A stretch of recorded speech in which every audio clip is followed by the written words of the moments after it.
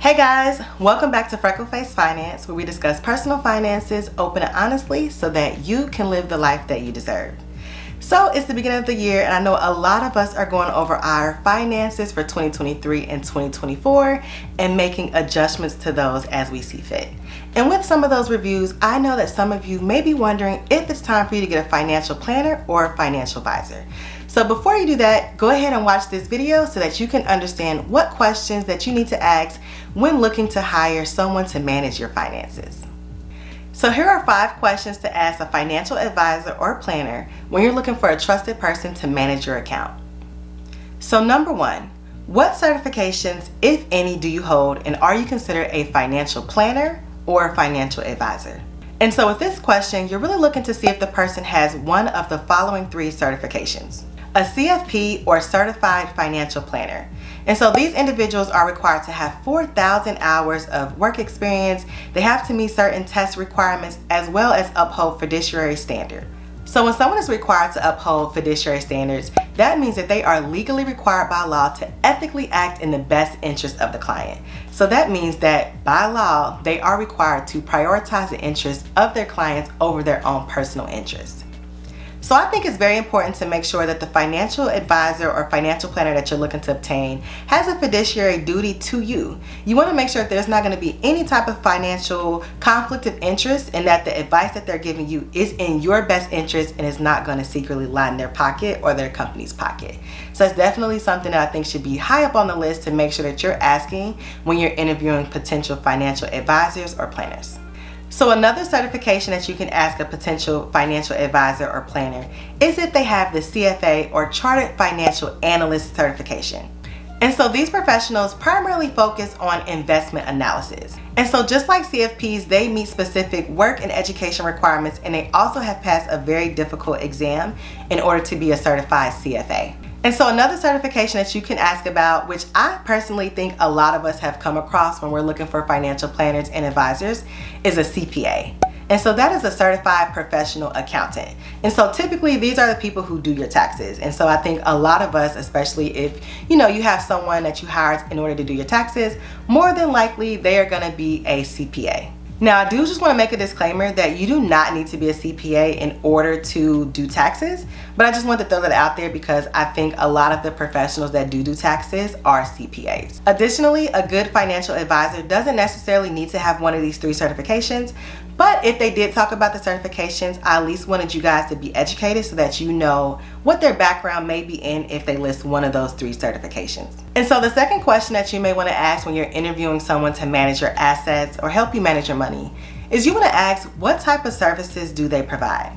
And so each financial advisor is going to have their own specialty that they specialize in. And so you want to make sure that their specialties align with what you're looking for. So for example, if you're meeting with a financial advisor and they're saying that their specialty is more in investments and asset management, but you're really looking for someone that's going to help you outline what a budget can be and maybe tax plan for the next year, then that particular advisor might not be a great fit for you. And so you always want to ask, what type of services do they provide and kind of what is their specialty? And I think that that would better help you get matched up with someone who better fits your needs or your family's needs when it comes to financial planning.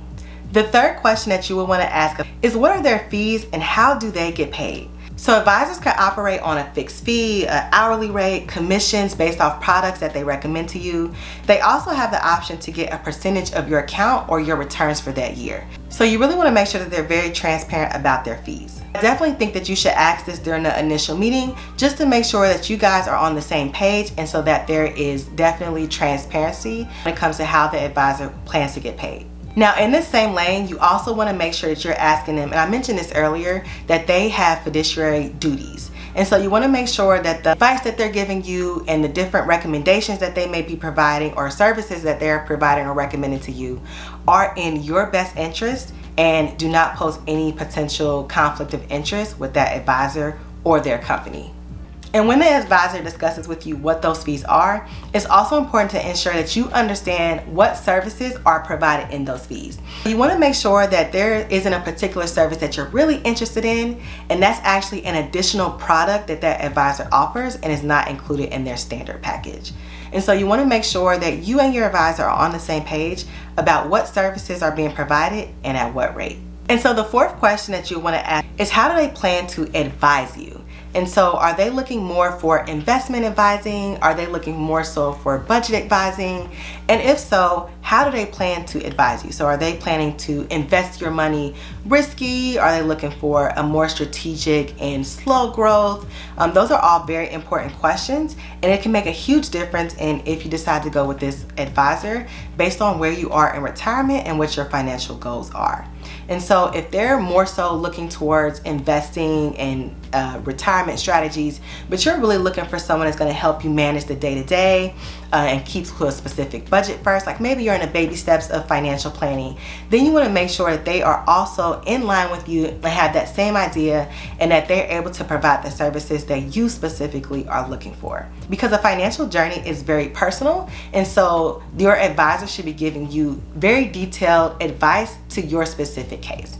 And so I would definitely look to make sure that they aren't just treating you like a number. You know, I think that sometimes they can get a bad rap, but that they're actually looking at you and your specific circumstances as an individual or as a family. And so the fifth question that you would want to ask a potential financial advisor is, how often will you meet and how will you meet? And so I think that this is definitely very subjective. Some people like to meet often because they really want to be involved, and that might be associated with an additional fee. Some people may have a preference to meet online and they are very open to the virtual space and virtual meeting. Others may want to go in office and meet with a person face to face and receive hard copies or hard documents on how their accounts are performing or how their budget is going. And so that really is going to be very subjective. And so you definitely want to make sure that you and your financial advisor are on the same page when it comes to how often you plan to meet and how you plan to meet. And if there's any additional fees that may be associated with your specific preferences. So overall, the main takeaway from this video is that I want you guys to know that you have choices. I think a lot of the times we get so caught up as the consumer and thinking that people are professional and that we shouldn't ask too many questions. They know what's right. They went to school and they are, you know, the experts in this particular field. And I don't want you guys to think that that's the case and that you don't have options and that you don't have a right to ask questions. A lot of the times when we go to professionals, we just let them talk at us and just tell us what to do. But this is your life. This is your financial journey. This is your money, your asset management, and you have a say-so in how that goes and what that looks like for you. And so I really want you guys to know that, you know, this is a quick list of questions, but feel free to do any additional research and make sure that you're tailoring your questions to fit your specific needs.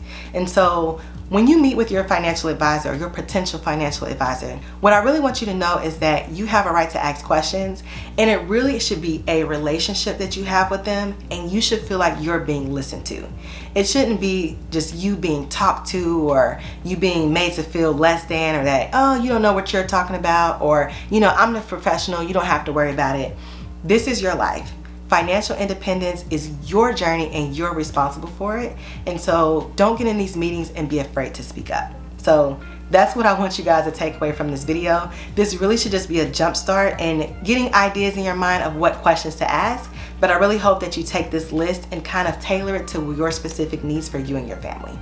As always, thank you guys so much for watching. If you found this video even a little bit helpful, please make sure to give me a thumbs up so it can be pushed out to a larger audience, because I think the information is very useful. And of course, if you're watching and you think that I might have missed something, or you would like some additional questions that you think are very useful when meeting with a potential financial advisor, please make sure to leave them in the comments down below so that we can continue to help each other out. Thanks guys, and I'll see you in my next one.